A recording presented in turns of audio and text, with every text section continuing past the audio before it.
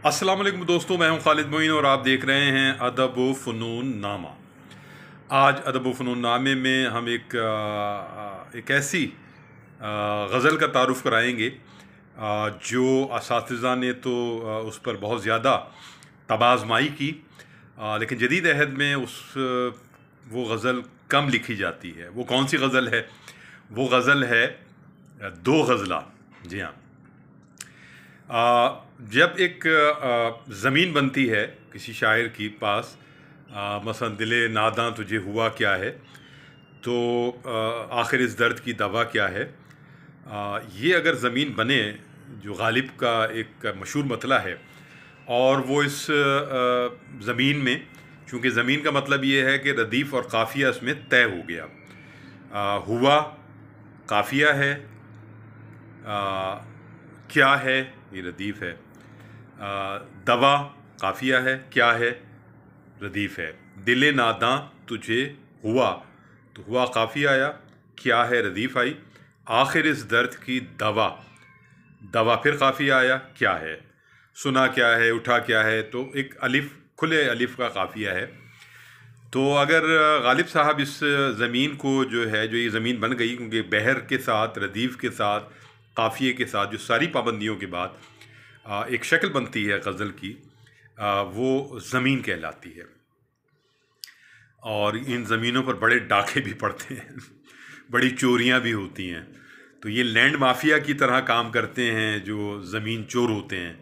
और ज़मीन चोर का मतलब ये है कि किसी की बनी बनाई ज़मीन जो है, जो उसने बड़ी अर्क रेज़ी से और मेहनत से और बहुत अपनी इनफरादियत के साथ, अपने पूरे तासुर के साथ, अगर कोई बहुत मेहनत के बाद कोई ज़मीन बनाई है, तख्लीक की है और उस पर कुछ लिखा है, तो कोई चोर उचक्का वहाँ से कहीं से आए और उस पर हाथ डाले और बनी बनाई सूरत हाल पर पूरे तासुर के साथ वो तासुर भी उड़ा ले, तो ये ज़मीन की चोरी है। खैर, तो एक गज़ल अगर वो लिखी जाए किसी एक ज़मीन में, और उसके बाद फिर एक दूसरी गज़ल कही जाए, लिखी जाए उसी ज़मीन में एक नए मतले के साथ, और अगर मक्ता भी लिखते हैं आप, तो फिर मक्ते के बाद मक्ता भी साथ हो।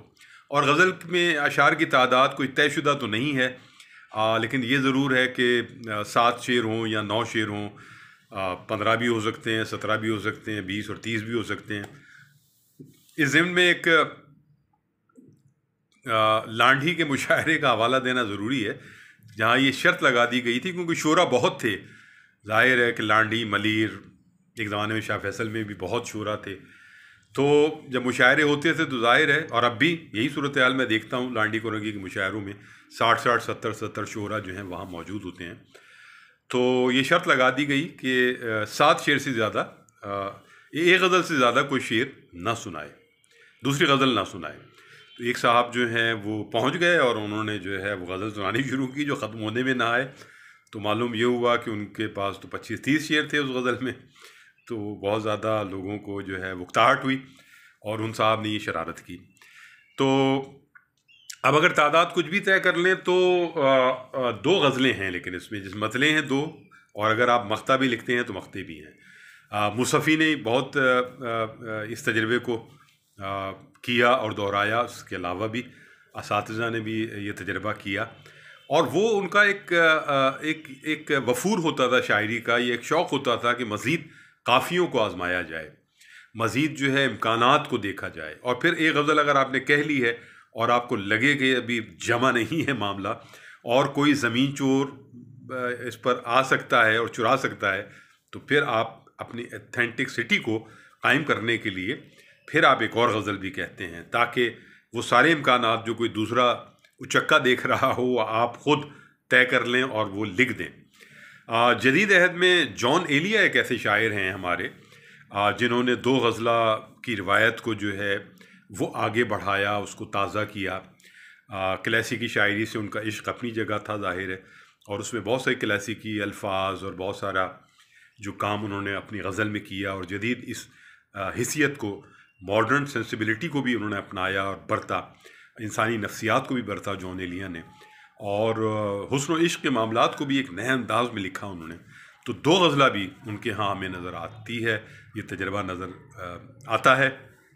और 2 गज़ला नज़र आती है। तो ये बड़ी ज़बरदस्त बात है कि 2 गज़ला जो है वो लिखा जाए। और ऐसे शोरा जिनके अंदर बहुत सख्त होती है और क़ादिरुल कलामी होती है, या उनमें एक नए तजर्बे की तरफ जाने की हुमक होती है। तो ये भी हुआ है कि एक ही ज़मीन में जैसे नासिर काज़मी बहुत हमारे मशाक़ और क़ादिरुल कलाम और बेहतरीन मुनफ़रिद शायर, तो उन्होंने एक पूरी किताब बारिश के नाम से लिखी, जिसमें एक ही ज़मीन में उनकी गज़लें हैं और मुसलसल गज़लें हैं मतले के साथ। फिर कहीं मख्ता है कहीं नहीं है, लेकिन वो पूरी गज़ल एक अलग निबाह के साथ, एक अलग एहसास के साथ, और एक मरकज़ियत भी उसमें हमें नज़र आती है पूरी गज़लों में। एक कैफियत, एक गज़ल चली आ रही है, और ये बहुत मुश्किल काम है। साबिर ज़फ़र साहब ने भी ये काम किया और लोगों ने भी किया होगा। एक ज़माने में कराची में ये भी कहा गया कि एक साहब हैं जिनके पास शायद एक ही गज़ल में उन्होंने शायद 2000 या शायद 2500 या ऐसे कुछ बहुत ज़्यादा अशार की तादाद थे, कोई वो उस्ताद ही।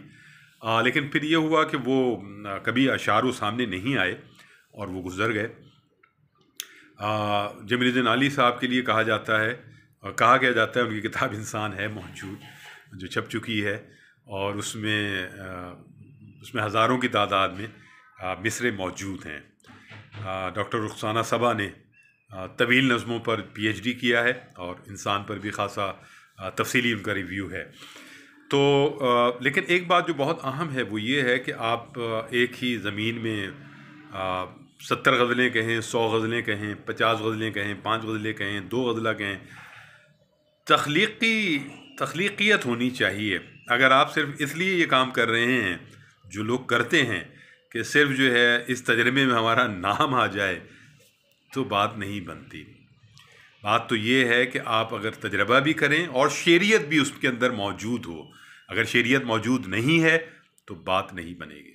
तो ये 2 गज़ला है, नए लोगों को भी लिखना चाहिए, रिवाइव करना चाहिए। खालिद मोइन को इजाज़त दीजिए। अपना और अपने अहबाब का ख्याल रखिए।